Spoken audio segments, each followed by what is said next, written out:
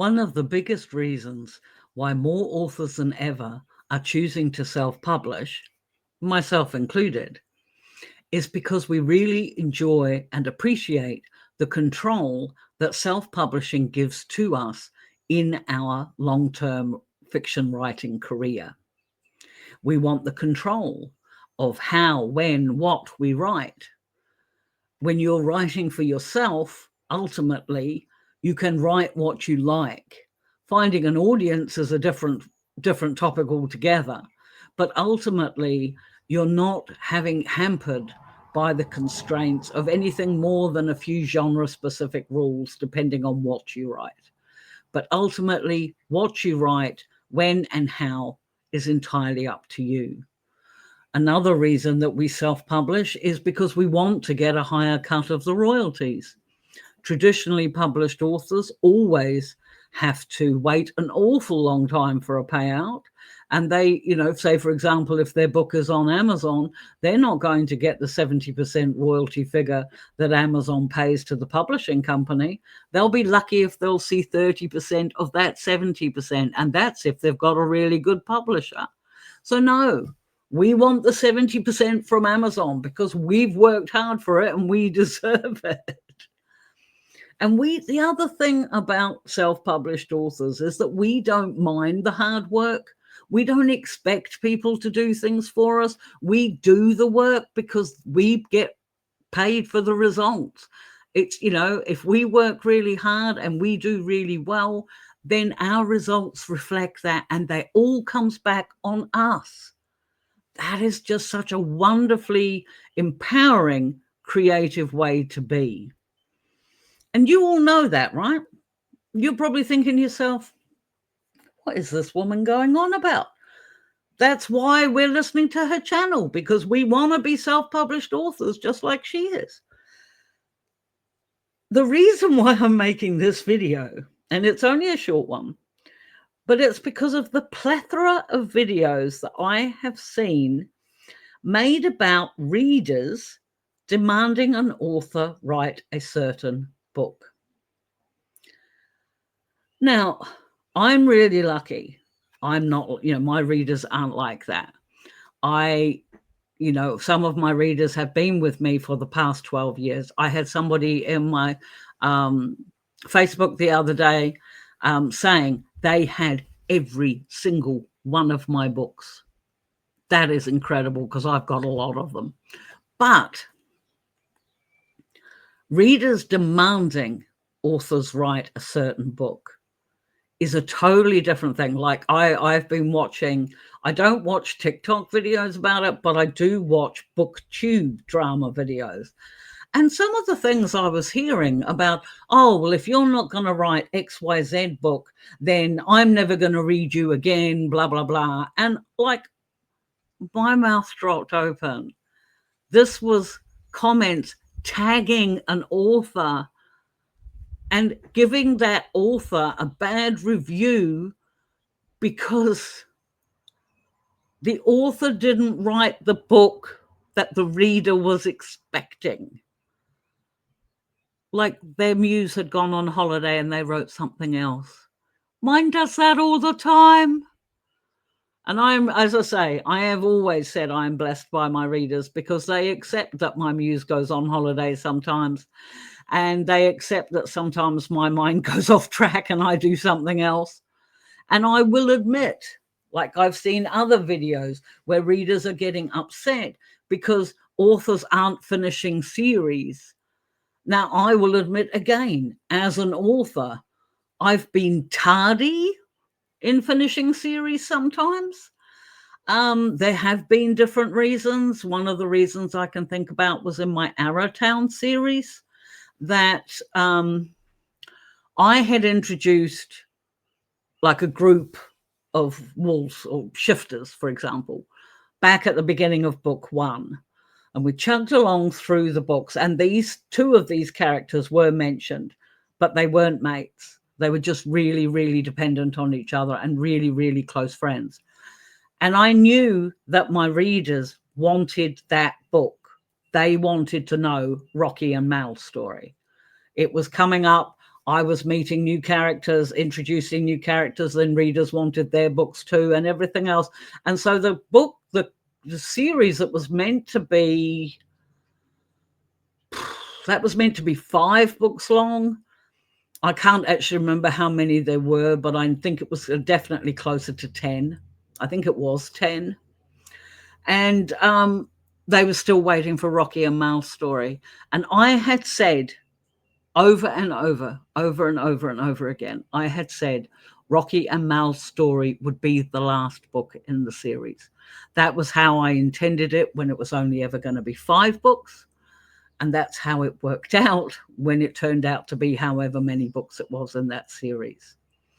But the number of people I had then that said, oh, but what about such and such? And what about such and such?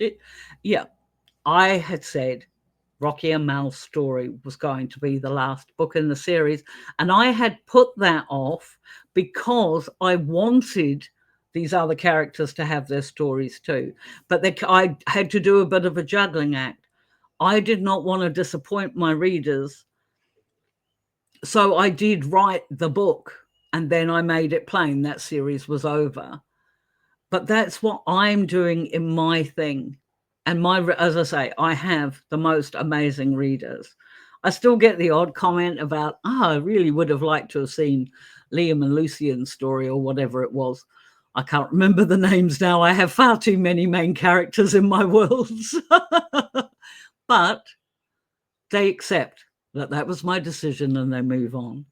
And now I'm hearing these things on Book Talk Drama, and BookTube Drama. And I'm hearing, readers making demands of writers. And I just have a couple of things to say. Number one, I agree authors have no place in reader review spaces. Okay? Authors should not be tagged.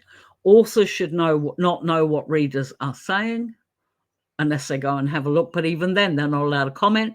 They're not allowed to say anything, because what a reviewer, one of those special readers, has done is given their opinion on that book.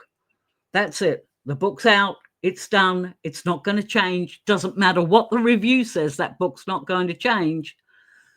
A reader is entitled to their opinion, and review spaces are somewhere that authors should stay away from. But I would also like to note that while authors love what they do, and we do our best to make our readers happy, that's kind of the why we do what we do.